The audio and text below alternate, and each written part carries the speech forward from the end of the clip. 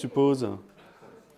Voilà, avec la présence du Père Caffarel dans cette maison pendant, je crois que c'est une quarantaine d'années quand même, pas loin. Voilà, avec sa tombe qui est ici même et le procès de béatification qui est en cours et qui a été terminé dans sa phase diocésaine et qui aujourd'hui donc est à Rome. Donc j'y ferai référence, bien entendu. Ouf. J'y ferai référence parce que le Père Caffarel est une figure de l'œuvre de sanctification que le Seigneur fait pour les couples. Il est passé par cet homme, bien entendu, c'est pour ça que aussi, eh bien, il marque l'Église. Je crois que les équipes END, c'est le mouvement le plus important aujourd'hui au monde pour la sanctification des couples. Hein. Voilà. Mais il est en train d'être rattrapé par la Fraternité Saint-Jean Couple, qui se déploie dans la France. Voilà, avec une approche un petit peu différente, mais tout à fait complémentaire et qui peuvent s'enrichir mutuellement, bien entendu. Donc, ce week-end, je vous propose de l'aborder sur le plan, comme je vous ai dit en quelques mots d'introduction déjà, sur le plan de l'Esprit Saint. L'Esprit Saint, revivifier nos relations familiales dans la force du Saint-Esprit. Pourquoi aborder cette question ? Alors, je voudrais vous en donner d'abord trois raisons que j'ai vues sur le fait d'aborder les relations familiales avec l'Esprit Saint. Bon, la première d'abord, c'est bien entendu parce que le pape François a déclaré l'année 2021 année de la famille. Année de la famille avec comme souci de pouvoir de diffuser davantage et plus largement encore l'exhortation apostolique qu'il a écrite, l'amour de la famille. Est-ce que vous l'avez lu ? Vous ne l'avez pas lu. Eh bien, j'y ferai pas mal référence, vous verrez pendant ce week-end. Hein. C'est un trésor. Honnêtement, c'est vraiment un trésor. Je m'en sers pour les sessions fiancées, mais pour les couples aussi. Allez puiser vraiment dans cet ouvrage, dans cette exhortation, hein, une certaine... Oui, tout à fait. La sagesse de l'Église, c'est très très beau. Alors, il y a évidemment un ou deux chapitres qui a été source de beaucoup et qui est toujours source de pas mal de discussions sur la question de la gradualité notamment, mais je n'aborderai pas ça. En tout cas, j'y ferai référence à plusieurs reprises. Hein. Il disait ceci concernant cette année de la famille en 2021. Ça fait 5 ans, ce sont les 5 ans en fait de son exhortation apostolique. C'est un chemin, le mariage, lorsqu'il est vécu avec fidélité et persévérance, qui renforce l'amour et réalise cette vocation à la sainteté propre à chaque personne et qui se concrétise dans les relations conjugales et familiales. En ce sens, la vie familiale chrétienne est une vocation, un chemin de sainteté, une expression donc du visage le plus beau de l'Église. La sainteté n'est donc pas, et il a écrit un autre texte sur la sainteté, elle n'est pas réservée aux religieux. Vous êtes tous appelés à la sainteté. Et gloire à Dieu, l'Église commence à reconnaître qu'elle commence à élever des couples saints. Il n'y en a pas beaucoup dans l'histoire de l'Église qui sont canonisés, mais heureusement nous avons eu donc à la fin de ce XXe siècle Zélie et Louis Martin, et il y en aura d'autres peut-être qui sont dans la salle. Gloire à Dieu. On n'en sait rien, mais déjà je glorifie le Seigneur pour la sanctification de vos couples. Ayez de l'ambition en sainteté. Ayez de l'ambition en sainteté. On comprend très mal ce que c'est que la sainteté. Très très mal. On a l'impression que c'est se tenir à genoux pieusement devant une statue. Alors quand on voit quelqu'un comme ça fait fuir les enfants. Généralement, ça fait fuir les enfants. Dès qu'ils arrivent dans l'adolescence. Oh là là là là. La sainteté, c'est pas c'est pas ça se résume pas à un acte de piété. La sainteté ne se résume pas à réciter des Je vous salue Marie. Vous savez, moi je connais beaucoup de personnes qui ont passé du temps dans la vie de prière. Beaucoup de temps dans la vie de prière. Et qui ne sont pas saintes. Et qui ne sont pas saintes du tout.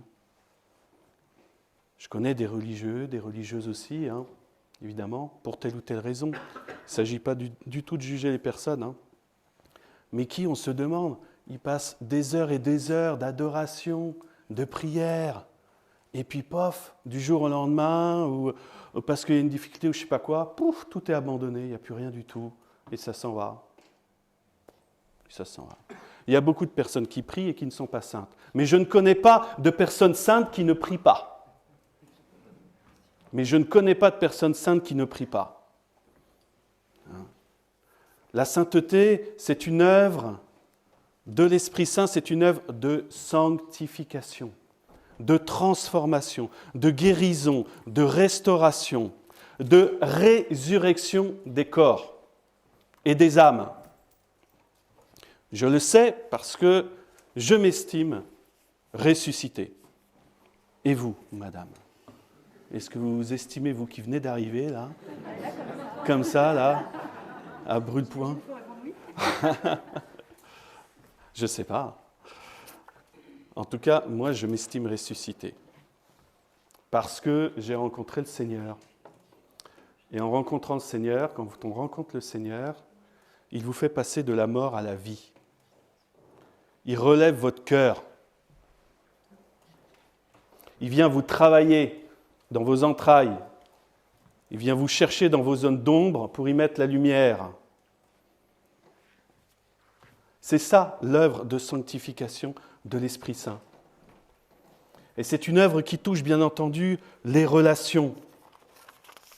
Ces relations qui aujourd'hui, c'est la deuxième raison pour laquelle j'avais un petit peu pensé à ces questions de relations familiales quand je vois la situation actuelle de crise sanitaire que nous vivons et qui fait que les relations familiales sont mises à mal. Sont tellement mises à mal qu'on ne sait même plus comment s'aborder. On s'aborde par le poing, par le coude. On ne sait plus comment s'aborder. Et nos relations familiales ont été vachement secouées. Même dans les communautés religieuses, même dans la vie contemplative, dans les abbayes, des déchirements relationnels à cause de toute cette question-là. Il y a besoin d'un renouveau au sein de nos relations familiales, fraternelles. On a besoin d'être complètement renouvelé. Il y a une crise de l'espérance aujourd'hui. Une crise de l'espérance parce qu'on a mis toute la transcendance en fait de côté. Et donc du coup, on ne sait plus à quel saint se vouer, quoi. On ne sait plus où aller chercher en fait l'aide. Et donc il faut un réveil par la force de l'Esprit Saint. Par la force de l'Esprit Saint. Et l'Esprit Saint nous est donné à chacun d'entre nous justement pour cela, pour revivifier en fait nos relations, et on va le voir. Nous sommes tous, et on a tous à s'interroger sur la place de l'Esprit Saint. C'est très difficile parce que, en fait, généralement, quand vous regardez la Très Sainte Trinité, la relation au Père, on arrive à peu près à la situer, entre guillemets. Pourquoi ? Parce qu'on a des figures paternelles. Donc on arrive à imager cela. Même chose pour Jésus. Jésus, le Verbe de Dieu, il s'est incarné. Mais l'Esprit Saint, beaucoup plus difficile. Beaucoup plus difficile. On a du mal, il y a peu de... Si vous voulez, c'est peu représentatif. Et puis c'est un souffle. L'Écriture nous dit que c'est un souffle. L'Esprit souffle où il veut et tu entends sa voix. Tu ne sais pas d'où il vient ni où il va. Un souffle. Alors quelquefois vous le sentez le souffle, mais qu'est-ce que c'est difficile de parler du Saint-Esprit, de l'intégrer pleinement dans notre vie. Je voudrais, du coup, pour développer un petit peu mon propos, souligner le premier point concernant resituer un petit peu la place, en fait, quelle va être la place du Saint-Esprit dans la vie conjugale, en vous rappelant d'abord la vocation de la famille. Quelle est la vocation de la famille? La vocation de la famille, c'est d'abord d'être à l'image de la communion des personnes divines. D'être à l'image de la communion des personnes divines. Alors, je ferai référence pas mal aussi au pape Saint Jean-Paul II, qui a écrit notamment Familiaris Consortio, les tâches de la famille, une exhortation magnifique. Et il dit ceci, il dit « Le modèle original de la famille doit être recherché en Dieu lui-même, dans le mystère trinitaire de sa vie. Cela par le caractère relationnel constitutif de l'être humain, comme la part de l'imago Dei, c'est-à-dire de l'image de Dieu qui se situe dans la créature. Il y a un mystère. Dieu révèle ce mystère à travers vous, le mystère de la communion des personnes divines. Il y a une communion trinitaire en Dieu. Okay? Et vous êtes, dans votre vie conjugale, vous êtes à l'image de cette communion des personnes divines. À l'image de cette communion des personnes divines. Alors, vous avez un fondement scripturaire, pour parler de ça, c'est Genèse 1, 26, 27. Dieu dit, faisons l'homme à notre image. Déjà, faisons, vous voyez que c'est un pluriel. Faisons. Dieu Trinité, en fait. C'est pas pour rien. Faisons l'homme à notre image, comme notre ressemblance, et qu'il domine sur les poissons de la mer, les oiseaux du ciel, les bestiaux, toutes les bêtes sauvages et toutes les bestioles qui rampent sur la terre. Dieu créa l'homme à son image, à l'image de Dieu, il le créa. Homme et femme, il le créa. Dieu créa l'homme à son image, homme et femme, il les créa. Et la tradition d'Église a vu l'explicitation de ce verset-là, un tout petit peu plus loin, au chapitre 2 de la Genèse. Ce sont les versets 18 à 25, où le Seigneur Dieu fit tomber une torpeur sur l'homme qui s'endormit. Il prit une de ses côtes et referma la chair à sa place. Puis de la côte qu'il avait tirée de l'homme, le Seigneur Dieu façonna une femme et l'amena à l'homme. Alors celui-ci s'écria, pour le coup, c'est l'os de mes os et la chair de ma chair. Celle-ci sera appelée femme, car il fut tiré de l'homme, celle-ci. C'est pourquoi l'homme quitte son père et sa mère et s'attache à sa femme, et ils deviennent une seule chair. Ça signifie que l'image de Dieu, vous voyez, elle se prend ici du côté de la relation des personnes divines. Et c'est ça, c'est que la réalité du couple, de la famille, la réalité de la famille et du couple ne peut vivre, ne peut se comprendre si on ne regarde pas ça, si on ne regarde pas cette lumière, si on ne reçoit pas cette lumière qui vient d'en haut et qui nous dit en fait ce que le Seigneur a comme appel sur chacun d'entre vous.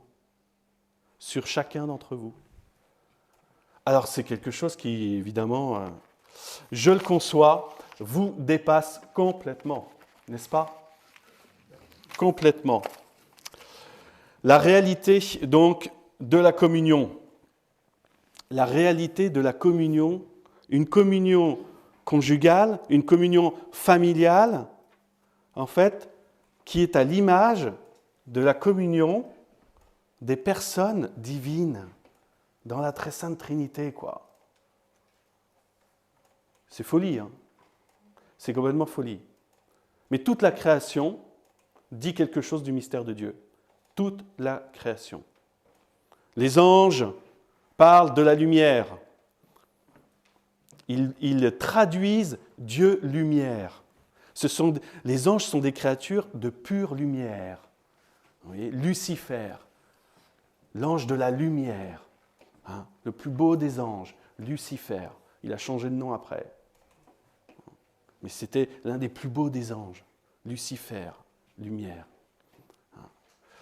Les anges révèlent le mystère de Dieu du côté de la lumière. Et vous révélez le mystère de Dieu. Où ça? Quelle est la part du mystère de Dieu dont vous êtes révélateur? Pardon? La relation. Oui, tout à fait. La relation et la fécondité. Et la fécondité. Dieu est fécond de toute éternité, il est un fils de toute éternité, et vous révélez le mystère de Dieu en tant qu'il est fécond, en tant qu'il est relation. C'est beau quand même. Moi je trouve ça magnifique. Très fort, très très fort. Alors, du coup, eh bien, la relation qui a un fruit de fécondité, eh bien, sera particulièrement, évidemment, attaquée. C'est normal, particulièrement attaquée. On est attaqué là où on est à l'image de Dieu. Là où on est image de Dieu. Oui. Ça, c'est très important aussi à savoir. Alors, comment est-ce qu'elle va se réaliser, cette communion entre les personnes? L'amour est érigé, en fait, en principe. Dieu est amour, nous dit l'Écriture. Dieu est amour. Et il vit en lui-même un mystère de communion personnelle d'amour. C'est le principe interne, si vous voulez, c'est le principe interne qui existe en Dieu, quoi. Une force permanente. Et le but ultime, si je puis dire, eh bien, pour vous, d'être à l'image de la communion des personnes divines, eh bien, n'échappe bien évidemment pas à cette force permanente qui existe en Dieu. Et cet acteur, si je puis dire, de l'amour, il a un nom, c'est l'Esprit Saint. Romains 5,5, l'amour de Dieu a été répandu dans nos cœurs par le Saint-Esprit qui nous a été donné. Donc quand le Saint-Esprit est là, en fait, l'amour est là. Quand le Saint-Esprit est là, l'amour est là. C'est aussi simple que ça, quoi. L'Esprit est l'amour en personne entre le Père et le Fils. L'Esprit est l'amour en personne entre le Père et le Fils. C'est l'élan, si vous voulez, qui pousse le Fils vers le Père et qui fait que le Père est tourné vers le Fils. Hein? Et donc, toujours, le Saint Jean-Paul II nous dit cela dans Familiaris Consortio, « Notre Dieu, dans son mystère le plus intime, n'est pas une solitude, mais une famille, puisqu'il porte en lui-même la paternité, la filiation et l'essence de la famille qu'est l'amour. Cet amour dans la famille divine, est l'Esprit Saint. Cet amour dans la famille divine est l'Esprit Saint. Et je voudrais vous citer l'encyclique sur l'Esprit Saint que Saint Jean-Paul II a écrite. Je vous conseille d'aller la lire aussi, c'est vraiment un trésor. Et il dit ceci, il parle en fait de l'Esprit Saint comme personne don, comme personne qui se donne. Personne qui se donne. La personne don, c'est quoi? C'est l'œuvre de l'Esprit Saint. Donc à chaque fois, si vous voulez que dans votre cœur, vous êtes incliné au don, quelque part, il y a une œuvre et une action de l'Esprit Saint qui est en train, quelque part, de vous traverser, quoi. Vous voyez? Et il dit ceci, on peut dire, par l'Esprit Saint, Dieu existe sous le mode du don. Il existe sous le mode du don par l'Esprit Saint. C'est l'Esprit Saint qui est l'expression personnelle d'un don de soi, de cet être amour. Et ça atteint un sommet, en fait, cet amour de Dieu a atteint un sommet dans l'incarnation de Jésus. C'est le sommet, parce que, si vous voulez, comment dirais-je, qu'est-ce qui se passe dans l'incarnation de Jésus?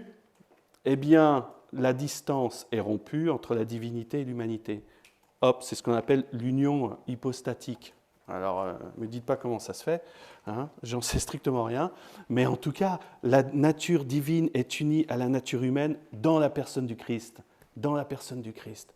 Vous voyez, la distance est rompue. La distance est rompue entre la divinité et l'humanité. Quelle chose extraordinaire! Quelle chose extraordinaire. Et c'est parce que en fait, cette distance est rompue et qu'il y a eu une unité, vous voyez, entre Dieu et l'homme, qu'il peut y avoir une unité entre vous et Dieu. et qu'il peut y avoir une unité entre vous et Dieu. Hein? Il y avait un père de l'Église qui disait cela. Il disait que tout ce qui est assumé par le Christ est sauvé. Si quelque chose n'avait pas été assumé, eh bien ce ne serait pas sauvé. C'est pour ça que Jésus s'est incarné. Il n'a pas débarqué à 30 ans. Non, il a pris toutes les étapes de notre vie parce qu'il sauve absolument tout. Il sauve tout. De la conception à la mort. Il sauve tout. Oui. C'est ça qui est grand. C'est ça qui est très très grand. Donc, l'incarnation est le sommet, si vous voulez, de cette œuvre donatrice de Dieu. De cette œuvre donatrice de Dieu. Alors, tout a été racheté, du coup, par Jésus. Jésus a brisé la distance et il a tout racheté. Ici, dans le numéro 63, le pape François dit bien « Le mariage et la famille ont été rachetés par le Christ, restaurés à l'image de la très sainte Trinité, mystère d'où jaillit tout amour véritable. » L'amour sponsal reçoit la pleine révélation de sa signification, du coup, dans l'amour du Christ pour son Église. Alors, quelles conséquences pour vous ? Quelles conséquences pour vous ? Parce que ça, vous voyez, je vous le dis, alors c'est peut-être un peu lourd, peut-être un peu théologique. Vous dites, oh là là là là, qu'est-ce que c'est haut, etc. Mais si on n'a pas cette lumière-là, on ne peut pas comprendre en fait ce qui se passe en vous. On ne peut pas comprendre où vous allez. Il faut donner du sens. Il faut donner du sens à l'appel de la vie conjugale, à ce qu'il y a sur vous, quoi. Vous voyez ? On a besoin d'avoir cette lumière-là. Et donc la conséquence, d'abord dans la relation, bien entendu, ça va être l'unité que réalise l'Esprit Saint, que cherche la quête d'unité que veut réaliser l'Esprit Saint en chacun d'entre vous. Et pour ça, eh bien, il vous a été donné au cours de la célébration sacramentelle. Au cours de la célébration sacramentelle, qu'est-ce qui s'est passé ? Qu'est-ce qu'on vous a dit ? On vous a dit quoi ? Vous vous êtes mariés devant Dieu, c'est ça ? Alors, le bon Dieu était là, représenté par son diacre ou son prêtre, et puis il a assisté. Il a assisté à votre mariage. Vous êtes mariés devant Dieu. Est-ce que c'est ça le mariage ? Le mariage, c'est pas ça. C'est pas ça. Vous n'êtes pas mariés devant Dieu. C'est pas vrai. Ah ! Vous n'êtes pas mariés devant Dieu. Vous vous êtes mariés avec Dieu, en Dieu. Vous vous êtes mariés en Dieu. Parce que le mariage, le sacrement est un acte de Dieu. Les sacrements, ce sont des actes divins, ce sont des actes de Dieu. Vous vous êtes mariés en Dieu. C'est extrêmement important, ça. Sinon, en fait, qu'est-ce qui se passe ?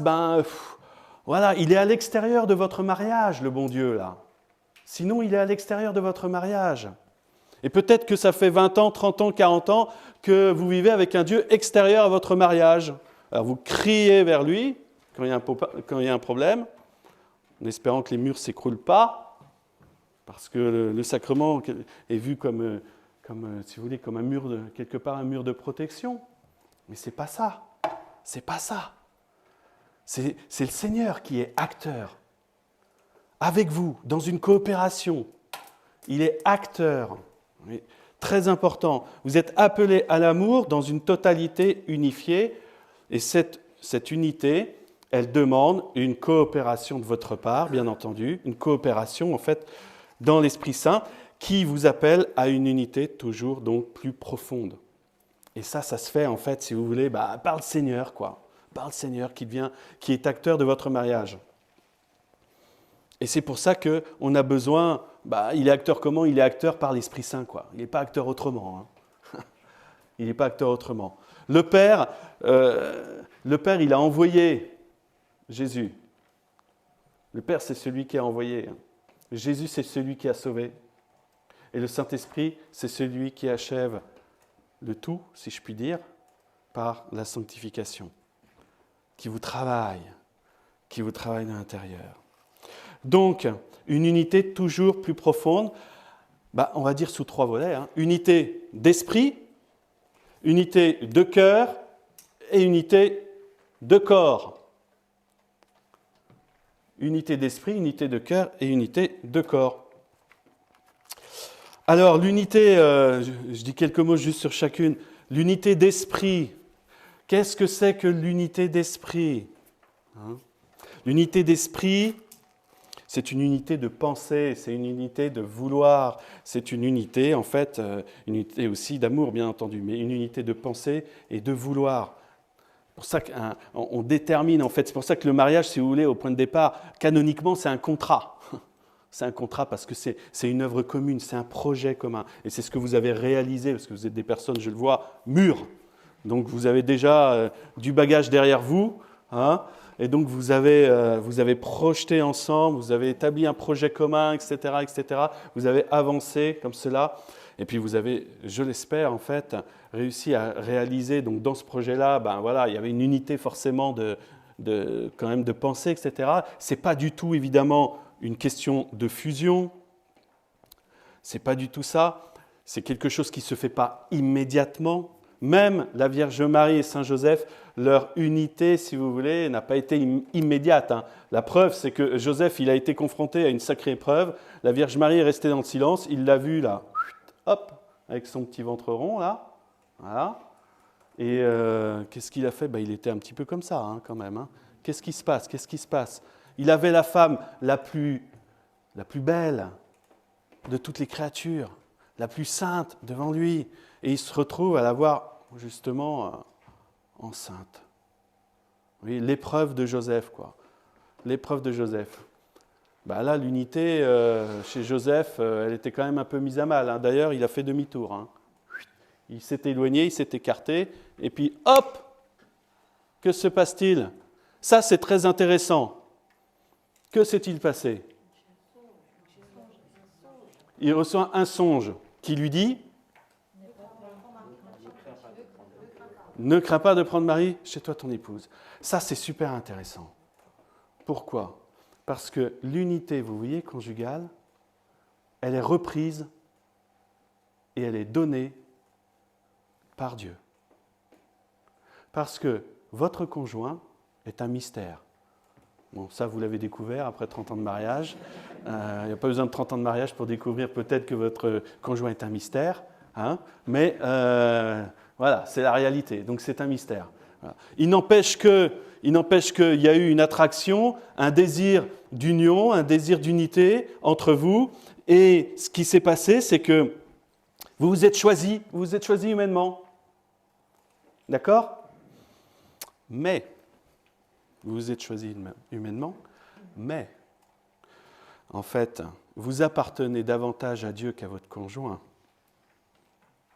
Et c'est ce que Joseph, en fait, a reçu.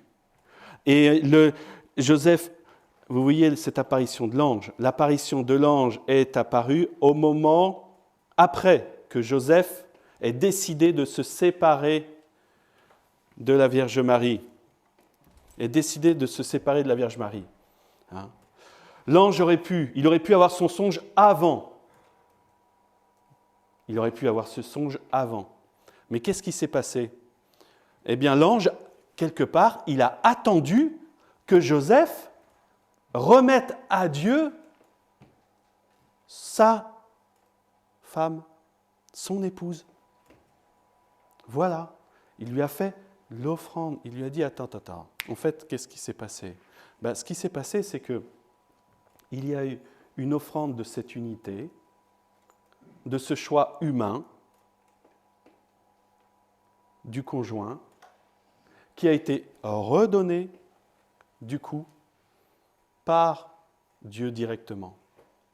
Dieu a fait comprendre, le Seigneur a fait comprendre à Joseph qu'elle est un mystère et que c'est moi qui te la donne. Et dans le sacrement, c'est ce qui se passe. Vous avez reçu de Dieu votre conjoint, tel qu'il est. Vous l'avez peut-être choisi humainement, mais vous l'avez reçu de Dieu dans le sacrement. dans le sacrement. Oui. Donc, il y a quelque chose, si vous voulez, cette unité, et c'est ça qui est très très beau, c'est que l'offrande de l'autre, si vous voulez, que Joseph a réalisée, et l'offrande que vous faites de votre amour naturel, eh bien, est fortifiée par l'amour de Dieu et devient beaucoup plus fort, beaucoup plus puissant, beaucoup plus profond. Parce que là, alors même qu'elle est enceinte, Joseph, et c'est ça qui est admirable, c'est que Joseph, alors même qu'elle est enceinte et qu'il reçoit ce songe, eh bien, il rechoisit Marie, mais vous comprenez, comment est-ce qu'il l'a choisi ? Il l'a choisi avec l'appui de Dieu, derrière, quoi. Et cette unité-là, forcément, dans la mesure où elle est donnée par Dieu, eh bien, elle est autrement plus grande, autrement plus profonde, autrement plus belle. Voilà. Donc, tout ça pour vous dire, ne vous découragez pas. Ne vous découragez pas de votre conjoint. Je ne sais pas où vous en êtes dans votre unité, de cœur, d'esprit, de corps, mais ne vous découragez pas de votre conjoint, parce que le Saint-Esprit est là. Parce que le Saint-Esprit est là. Et si vous n'avez pas réussi depuis 20 ans, 30 ans, etc., vous rêviez au début d'une unité absolument magnifique, et puis en fait, waouh, méga déception quand même, quoi. C'est pas ce que j'attendais, quoi. C'est pas ce que j'attendais, cette relation. Bon, je tiens parce que je suis chrétien, etc. Voilà. Mais le Seigneur, lui, il regarde les choses d'une manière complètement différente. Le Seigneur, il vous guérit, il vous met en face de vos limites. Il vous apprend à vous connaître vous-même et à découvrir en fait l'étroitesse de votre cœur dans l'acceptation de l'autre avec toute son histoire, avec ses fragilités, avec ses souffrances, etc. Et en fait, quand on s'appuie sur le sacrement, sur la grâce sacramentelle, eh bien à ce moment-là, on va évidemment beaucoup plus loin, on se rend compte qu'on arrive à aimer bien au-delà de nos restrictions, de nos faibles capacités humaines. Ça va beaucoup plus loin, c'est beaucoup plus grand, c'est beaucoup plus beau, quoi. Et c'est surtout, on ne réalise pas l'œuvre de grandeur que Dieu réalise dans les couples. Vous ne le réalisez pas. Et moi, dans ma vie religieuse, je ne réalise pas l'œuvre de grandeur merveilleuse qu'il réalise en moi. Je ne le mesure pas. Ah, c'est clair, je ne le mesure pas. Et pourtant, il y a quelque chose d'extraordinaire que Dieu est en train de réaliser. L'union des cœurs, je vous ai parlé de l'union des esprits, de pensées, parce que l'Esprit Saint va venir, en fait, évidemment, vous éclairer dans vos pensées, etc. L'union des cœurs se réalise d'abord dans la charité. Dans la charité. Et le cœur, évidemment, dans la Bible, le cœur, ce sont toutes les affections. C'est le lieu, en fait, c'est le lieu central, si je puis dire, de vos personnes. C'est ce qu'il y a de plus profond en vous. Et comment ce sont vos sentiments, vos affections. Vous savez, le cœur et l'intelligence sont les deux facultés les plus profondes de l'âme, les plus proches de Dieu. Elles sont inaccessibles au mauvais. Il n'y a que Dieu qui habite l'intelligence et le cœur profond de l'homme. Uniquement. Donc ça, il faut se le dire. Et c'est important aussi de le savoir. Mais toujours est-il que comment dirais-je, les différences de cœur, vous les expérimentez, vous les avez expérimentées depuis X années, etc. L'homme ressent moins, il est moins attentif aux détails, c'est comme ça. C'est comme ça. Moi, je suis sûr que déjà, toutes les femmes, elles ont regardé mes chaussettes, elles ont regardé ce que j'avais sur moi, etc., etc. Elles ont regardé tout le détail, tiens, il s'est rasé avant de, etc. Mais les hommes, ils n'en ont rien à faire de ça, ils ne regardent pas sous le même angle. On n'a pas du tout les mêmes, si vous voulez, les mêmes approches, mais qu'est-ce qu'on est complémentaires ? Qu'est-ce qu'on est complémentaires ? Vous voyez ? La femme, elle va avoir du mal à comprendre que l'homme, il va demeurer froid dans telle ou telle situation, parce que il est peut-être un peu plus du côté de la raison, et elle un petit peu plus du côté du cœur, mais on a tous, chacun d'entre nous, une part de féminité et de masculinité. Chacun d'entre nous, il peut y avoir des déséquilibres importants entre les deux.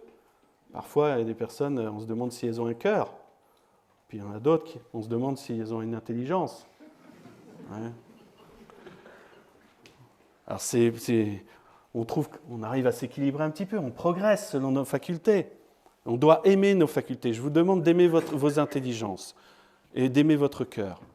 Si vous croyez que vous avez le cœur dur, eh bien, il faut apprendre à aimer votre cœur tel qu'il est. Et à vous dire que le Seigneur va travailler votre cœur. Et que votre cœur dur, il va l'assouplir. Je te donnerai par mon Esprit Saint un cœur nouveau. Je mettrai en vous mon esprit nouveau. Et vous marcherez selon mes lois et mes commandements, dit le prophète Ézéchiel. Crois-tu à cela? Crois-tu que le Seigneur est capable de briser en un week-end ton cœur dur?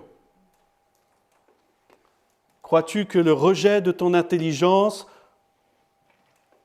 le Seigneur est capable de venir l'habiter, la renforcer par son esprit de lumière et t'apporter discernement? Croyez-vous à cela? Ah ben, tous ensemble, oui. Oui, je crois à cela. J'espère.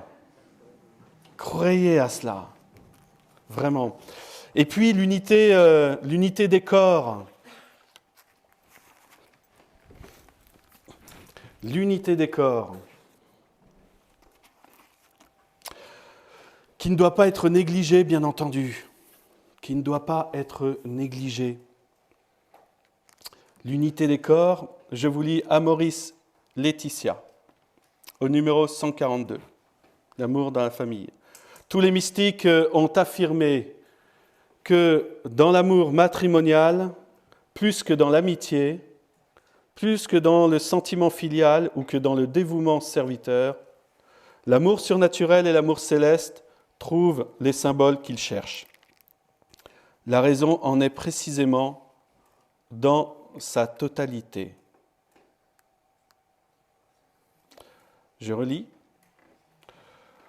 Tous les mystiques ont affirmé que dans l'amour matrimonial, plus que dans l'amitié, plus que dans le sentiment filial simplement, l'amour surnaturel et l'amour céleste trouvent les symboles qu'ils recherchent, qu'ils cherchent. La raison en est précisément dans sa totalité. C'est-à-dire que l'amour conjugal, matrimonial, atteint une totalité dans cet état de vie. Unité d'esprit, unité d'amour, unité du corps. Et une totalité, si vous voulez, de l'expression de l'amour et une unité qui se réalise d'une manière tout à fait particulière. L'union des corps, réalisée sans l'union des personnes, des esprits et des cœurs, ne procure pas la paix profonde des conjoints et leur bonheur, mais elle risque de déboucher sur des sentiments d'incompréhension, de tristesse, de révolte, voire de rancune. L'union des corps doit être préparée avec délicatesse et amour. Et Jean-Paul II a beaucoup parlé de cette union des corps, il a parlé du langage du corps. Il a même été dire, justement, en vous parlant de cette expression de l'amour de Dieu tout à fait particulière qui existe dans la vie conjugale, que le don des corps, lorsqu'il était humanisé, lorsqu'il était habité par, si vous voulez, cette unité et cette communion d'esprit et de cœur, avait analogiquement, si vous voulez, le poids d'un acte d'adoration. D'un acte d'adoration. L'adoration, c'est quoi? L'adoration, c'est l'expression de l'amour dans sa fine pointe qualitative. C'est ce qu'il y a de plus qualitatif. Vous voyez? C'est l'amour que l'on doit à Dieu, que l'on donne à Dieu. Hein? C'est ce qu'il y a de plus haut, en fait, de plus beau. Eh bien, le don des corps, quand il est réalisé avec l'unité des esprits et des cœurs, eh bien, il est analogue à l'adoration. En termes de réalisation et d'expression de l'amour. C'est quand même fou d'aller dire ça, quoi. C'est quand même fou d'aller dire ça. C'est pour ça qu'il continue en disant, voilà, c'est pour le bien le bien des époux, etc. Il ne faut donc pas la refuser sans qu'il y ait donc de raisons graves. Alors, je me souviens d'avoir entendu un couple qui parlait d'une rencontre alpha, et alors au cours d'une rencontre alpha, il était question du don des corps, et alors ils devaient mettre sur une échelle, ils étaient chacun de leur côté, ils devaient mettre sur une échelle en fait une note entre 0 et 10. 0 et 20, pardon, je dis une bêtise, entre 0 et 20. Vous voyez, ils notaient, donc, don des corps, il y avait une séance sur l'unité des cœurs, des esprits, etc. Alors, il y avait une échelle comme ça. Et alors elle avait mis 17 sur 20. Et lui, il avait mis 6 sur 20. Et alors, ils se sont retrouvés ensemble. Après, ils discutaient, quoi, évidemment. Il y avait tant de rencontres. Et alors, ils discutaient ensemble. Et puis, qu'est-ce qu'ils constatent? Ils s'échangent les feuilles. Et ils voient. Ah, bah dis donc, 17 sur 20, 6 sur 20. Ah bah bonjour. Bonjour la communion. Hein. Donc pour elle, c'était super. Puis pour lui, c'était la cata, quoi. En gros. Si vous ne faites pas, en fait, de ce lieu-là un lieu de dialogue, je dirais, au même titre que les autres, bah, ça va poser des grosses difficultés, quoi. Et ça fait des frustrations, ça fait des sources de conflits d'intérêts, ça fait des non-dits, etc. Et tout ça, si vous voulez, bah, en fait, finalement, ça devient un lieu, d'une certaine manière, quelque part, qui est un petit peu signe, vous voyez, de la qualité, entre guillemets, qui existe. Il peut y avoir une grande qualité spirituelle, bien sûr, hein, mais la qualité, en fait, donc de ce don des corps manifeste très clairement eh bien, la qualité de la communion, quoi. La qualité de la communion qui existe. Alors, généralement, dans l'amour dans la famille, il parle, notamment, il met en valeur la notion d'érotisme dans le couple, sous un angle positif, en tant qu'émerveillement de l'autre, donné par Dieu, etc., etc. Bien entendu, le grand danger aujourd'hui, il est davantage, je dirais, moi j'ai nommé ça l'abus de pouvoir, si je puis dire. Alors, je vous lis le numéro 154, il le dit: nous devons réaffirmer avec clarté que l'acte conjugal imposé au conjoint, sans égard à ses conditions et à ses légitimes désirs, n'est pas un véritable acte d'amour et contredit par conséquent une exigence de l'ordre moral dans les rapports entre époux. Oui, l'acte conjugal imposé. Et c'est clair que ça, si vous voulez, vous vous en rendez compte, quoi. Vous vous en rendez compte. Mais l'union des corps, c'est pas quelque chose, c'est pareil, c'est pas quelque chose qui est étranger à Dieu. Parce qu'évidemment, on est, si vous voulez, par éducation, etc.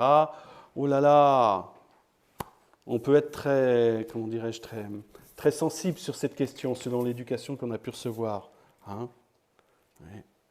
Et en fait, ce qui se passe, c'est que c'est vraiment l'expression, ça va être un lieu à humaniser, mais aussi à diviniser, quoi. Et aussi à diviniser, par l'Esprit Saint. Et moi, je me souviens d'une personne comme ça qui est venue me voir, et puis il me fait part il m'exprime en fait son péché dans sa vie conjugale, etc., en exprimant son égoïsme dans le don des corps et tout. Et alors il me raconte tout ça, et je lui dis comme ça: mais vous en avez parlé à Jésus? Il me regarde avec des grands yeux. Mais il n'était pas question, en fait, pour cette personne quasiment d'en parler à Jésus, quoi. Il n'était quasiment pas question de lui en parler. Il a été vraiment surpris. Il a écarquillé ses yeux, quoi, en se disant: mais qu'est-ce qu'il dit, là, le prêtre, presque. Ça, en fait, c'était comme s'il y avait un registre dans sa vie, en fait, où la lumière de Dieu n'était pas venue, quoi. Où la lumière de Dieu n'était pas venue, et où la lumière de Dieu ne venait pas. Ne venait pas. Alors je lui ai dit: mais vous savez, prenez conseil, prenez conseil auprès de Jésus. Vous allez voir, ça va transformer votre vie conjugale, jusque dans le don des corps. Prenez conseil. Ah non, parler de ça à Jésus, etc., ça paraît un peu Dieu est esprit, quoi, etc. Il y a du manichéisme, il y a des relents de manichéisme derrière, vous savez. Hein? Alors qu'en fait, Jésus, le Verbe s'est fait chair. Hein. Dieu aime la chair.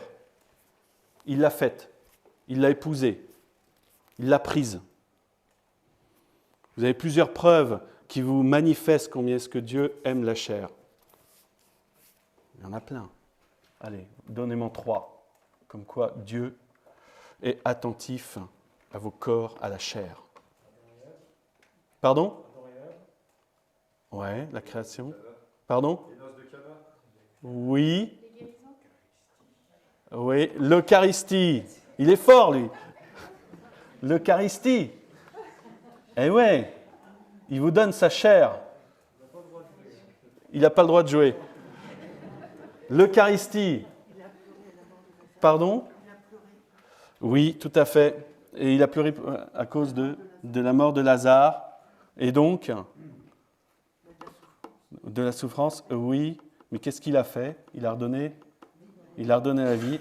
La résurrection des corps. La résurrection des corps. La résurrection des corps, la chair. Et puis, comme je vous l'ai dit au début, l'incarnation, quoi. L'incarnation. Voilà. Donc, et c'est ça le sacrement. C'est le fait que Dieu vient dans votre chair.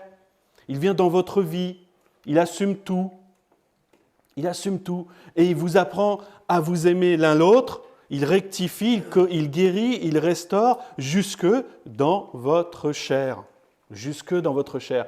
C'est pour ça que vous vous mariez en Dieu, c'est pour ça que vous ne vous mariez pas devant Dieu. C'est parce que le sacrement, si vous voulez, vous prenez véritablement une effusion du Saint-Esprit pour la relation conjugale, pour l'unité conjugale d'esprit, de cœur et de corps. Pour réaliser en fait cette unité parfaite. Et alors là, j'aime beaucoup cette phrase-là que j'ai trouvée, j'y avais pas prêté attention, c'est au numéro 321, écoutez bien ça. La vie en couple, et notez-la parce que moi je trouve ça fort, la vie en couple est une participation à l'œuvre féconde de Dieu, et chacun est pour l'autre une provocation permanente de l'esprit. Chacun est pour l'autre une provocation permanente de l'esprit. Vous ne pouvez pas rentrer en communion avec votre conjoint, dans une communion spirituelle, une communion de cœur, une communion de corps. En fait, c'est fait exprès. C'est fait exprès, alors vous ne prenez pas la tête, c'est fait exprès. Par le bon Dieu. C'est une provocation. C'est une provocation permanente de l'Esprit Saint. L'autre, mon conjoint, me provoque. Il me provoque. Il est pour moi une provocation. C'est l'Esprit Saint, en fait. Je dois vivre dans... En fait, je n'ai pas le choix, parce qu'en fait, ce que je suis conduit à vivre, ce que je dois vivre, si vous voulez, je n'arrive pas. Quoi. C'est clair, je n'arrive pas. Je suis cassé, je suis abîmé, la nature est déchue. Elle est déchue. Donc Dieu vous demande un truc qui est impossible, quoi. Il vous demande un truc impossible. Impossible, et cet impossible, rien n'est impossible à Dieu, cet impossible devient possible par la force de l'Esprit. C'est une provocation, quelque part, de Dieu, c'est une provocation permanente, en fait, de l'Esprit. Et je vous donne Familiaris Consortio, donc au numéro 19, vous encadrez ça. Là, déjà, je vous ai dit de bien souligner, mais là, cette fois-ci, vous l'encadrez, vous le soulignez, etc. Et vous retenez ça, ce que je vais vous dire là, qui est une citation donc, de Familiaris Consortio numéro 19. Écoutez bien. Le don de l'esprit est règle de vie pour les époux chrétiens. Le don de l'esprit est règle de vie pour les époux chrétiens. Vous savez ce que c'est qu'une règle ? C'est quoi une règle ? Avec une règle, vous marchez droit. Une règle vous permet d'aller d'un point A à un point B par le chemin le plus court, le plus direct. Donc l'appel et votre soif de communion de votre mariage, du jour de votre mariage, etc., eh bien, vous prenez comme règle de vie l'esprit, droit au but. Droit au but, c'est marseillais ça, je crois. Droit au but. Hein? L'esprit, la règle de vie. Le don de l'esprit est règle de vie pour les époux chrétiens. Il est en même temps souffle entraînant afin que croisse chaque jour en eux une union sans cesse plus riche à tous les niveaux. Révélant ainsi à l'Église et au monde la nouvelle communion d'amour donnée par la grâce du Christ. Le don de l'esprit est règle de vie pour les époux chrétiens, souffle entraînant afin que croisse chaque jour en eux une union sans cesse plus riche à tous les niveaux. Eh bien, dis donc, waouh, c'est quelque chose ça. Ça, c'est quelque chose. C'est très très beau. Et c'est pour ça que je ne sais pas combien d'entre vous, vous vivez avec l'Esprit Saint. J'en sais rien. Mais je vous garantis que si vous accueillez le Saint-Esprit dans votre vie conjugale, dans vos familles, etc., eh bien, vous allez voir un renouvellement de la terre de vos cœurs. Vous allez le voir, c'est sûr. C'est sûr. Vous allez vous voir grandir, vous allez vous voir vous dépasser, etc., etc. Et vous allez voir des choses miraculeuses. Miraculeuses. Parce que le Seigneur, en fait, il œuvre par son Esprit Saint pour des transformations, si vous voulez, auxquelles peut-être vous ne croyez plus, quoi. Auxquelles peut-être vous ne croyez plus. Donc,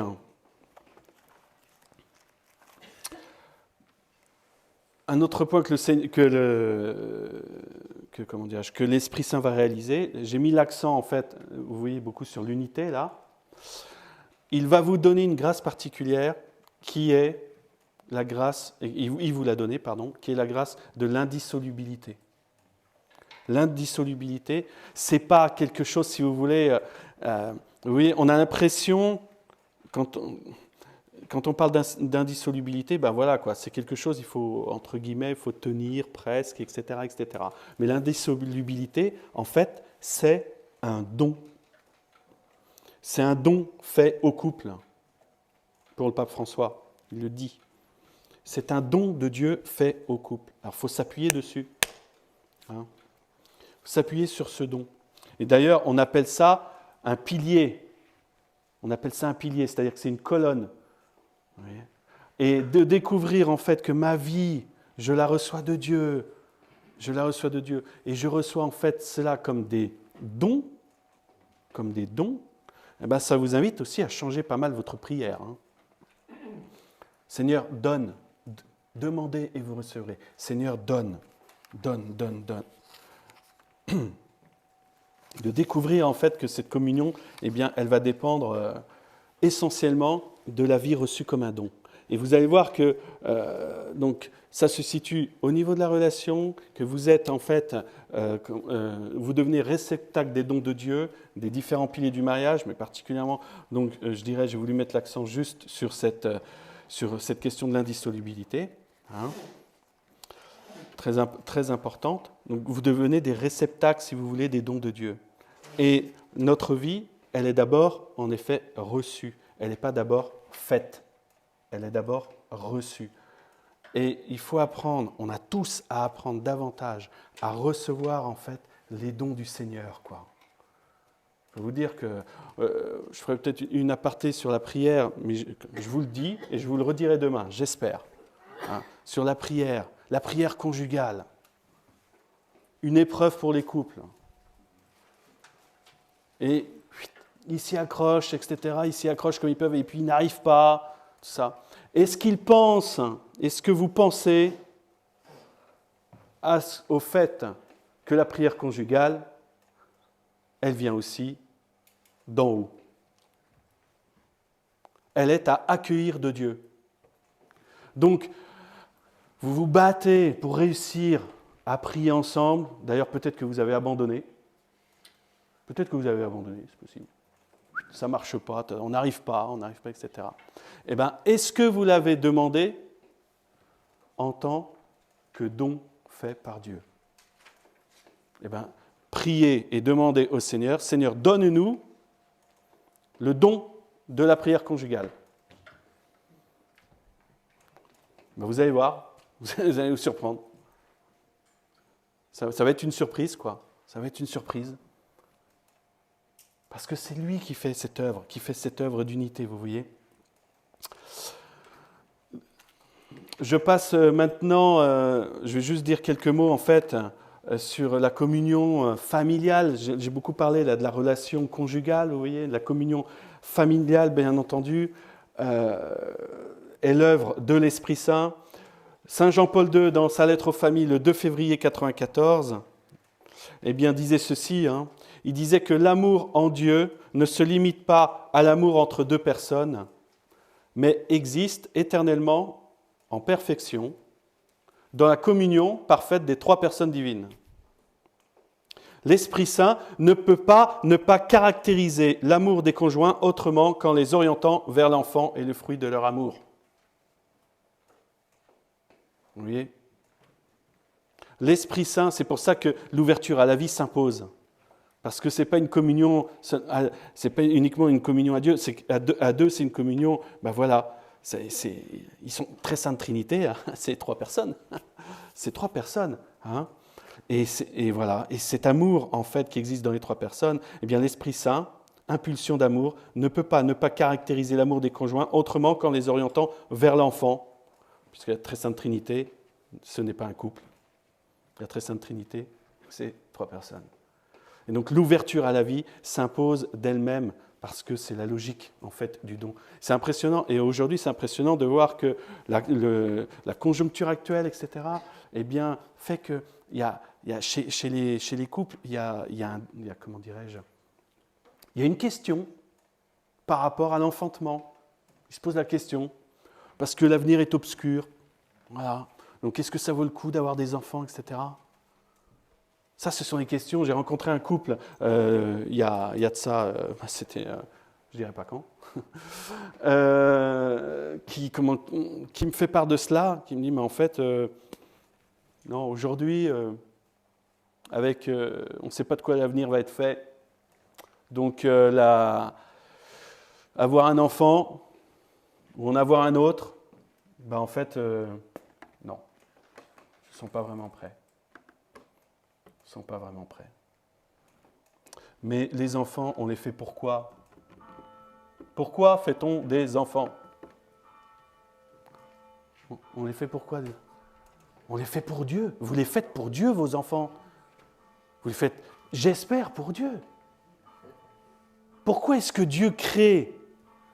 Pourquoi est-ce que quelquefois, vous voyez, un enfant qui est un enfant d'un viol, pourquoi est-ce qu'il est arrivé cet enfant ? Pourquoi est-ce qu'il va avoir une vie traversée par la souffrance, etc. Parce que Dieu, quand il crée par pur amour. Il crée parce que ça ne lui apporte strictement rien à lui de créer. Mais par contre, ce qu'il sait, c'est que sa béatitude et son bonheur éternel est tellement grand qu'il a le désir qu'il soit connu. Donc Dieu crée pour que les âmes connaissent son bonheur éternel. C'est pour ça. C'est pour ça. Et c'est ce que dira saint Paul, tout simplement. Il le dit, saint Paul, que toutes les souffrances ici-bas ne sont rien en comparaison de la gloire qui nous attend. Mais si on regarde à l'échelle de notre petite vie humaine, c'est clair qu'il ne fasse pas d'enfants, c'est certain. Mais vous êtes des coopérateurs de Dieu. Tous les couples sont des coopérateurs de Dieu. Et donc, en fait, quelque part, il y a quelque chose qui fait qu'ils privent une gloire, ils privent une âme de connaître la gloire éternelle s'ils ne font pas un enfant. Et il n'y a rien de plus grand. On n'imagine pas, vous savez, personne n'est revenu de l'autre côté, sauf Jésus, bien entendu, qui est venu nous révéler la gloire du Père et l'amour du Père. Et qui a eu, tu as les paroles de la vie éternelle, Seigneur, vers qui irions-nous, hein? Vers qui irions-nous, hein? Mais si on ne peut pas mettre des mots, en fait, avec des mots de la terre, on ne peut pas parler du ciel. C'est très très difficile, très très difficile. Mais je crois qu'on n'arrive pas à imaginer, on ne peut pas imaginer dans notre nature, en fait, ce qu'est la gloire de Dieu. On balbutie quelques mots, etc. Mais le bonheur éternel, la joie éternelle, si vous voulez, que chacun d'entre nous, nous allons connaître, eh bien, ne se compare absolument pas avec les souffrances d'ici-bas. Et c'est pour ça, en fait, c'est de comprendre qu'en fait, eh bien, on doit demeurer dans cette espérance. Il faut que les jeunes couples aussi demeurent dans cette espérance face au monde d'aujourd'hui, hein. Très très important de garder cette espérance, mais en fait, on va faire des enfants parce qu'on croit, on a envie de leur donner la possibilité de connaître la gloire de Dieu, quoi. Voilà. Seigneur, donne-nous un enfant pour la gloire de Dieu, pour ta propre gloire. Et c'est ça qui est juste extraordinaire. Mais si vous regardez à l'échelle, c'est sûr que là, vous avez un petit enfant là, les 10 ans à venir ou les 15 ans à venir. Qu'est-ce que ça va donner, hein? On n'en sait rien. Difficile, hein, d'avoir des ados aujourd'hui. Hein. L'avenir n'est pas rose. Mais si vous regardez que ça, c'est la dépression, quoi. C'est clair, c'est la dépression. Mais Dieu chasse tout ça. Et il nourrit en fait l'espérance, il nourrit la foi et il nourrit la charité qui nous fait aimer Dieu et le désirer dès ici-bas. Et dernier point,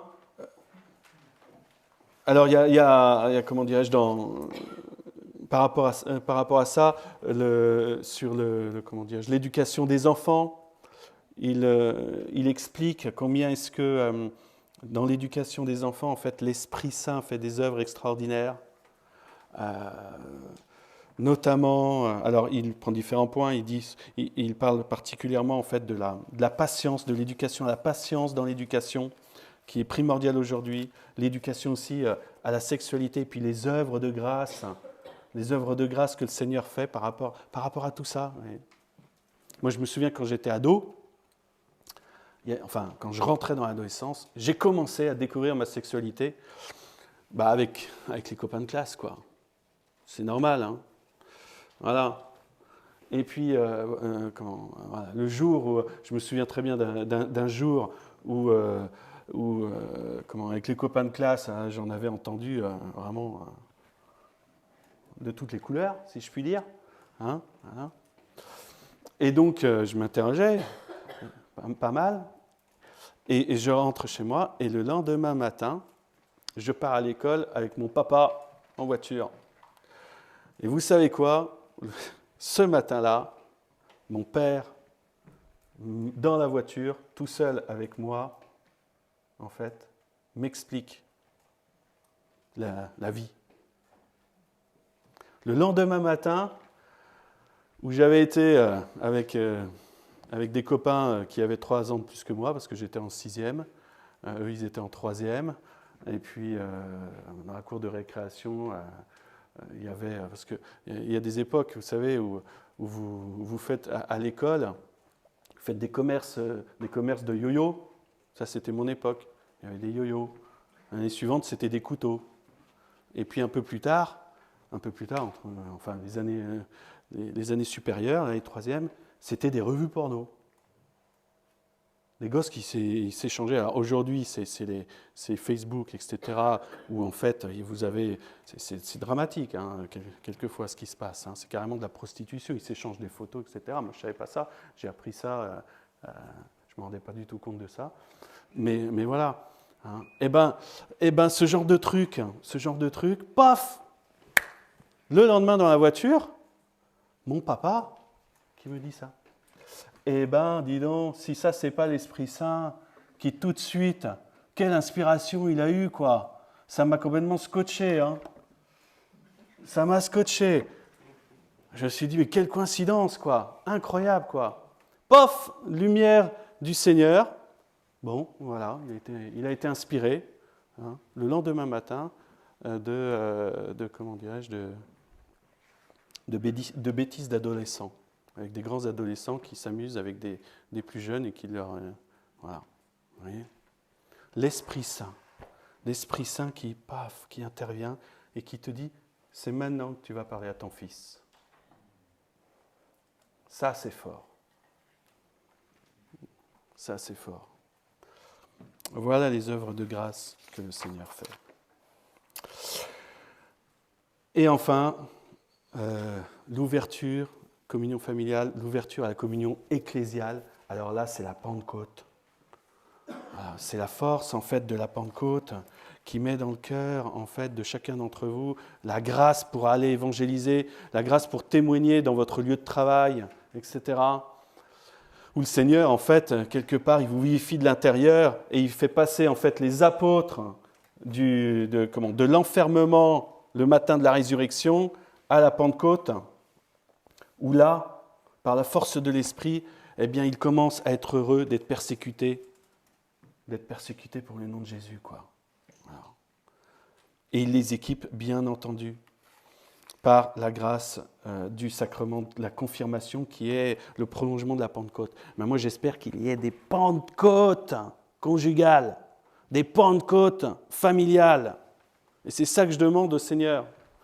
Et j'espère que sur ce week-end, eh bien, vous pourrez vraiment vivre quelque chose de beau, quelque chose de fort dans l'Esprit Saint. C'est extrêmement... on a tous à connaître en fait une Pentecôte personnelle, vous avez une Pentecôte conjugale à connaître et une Pentecôte ecclésiale. Voilà.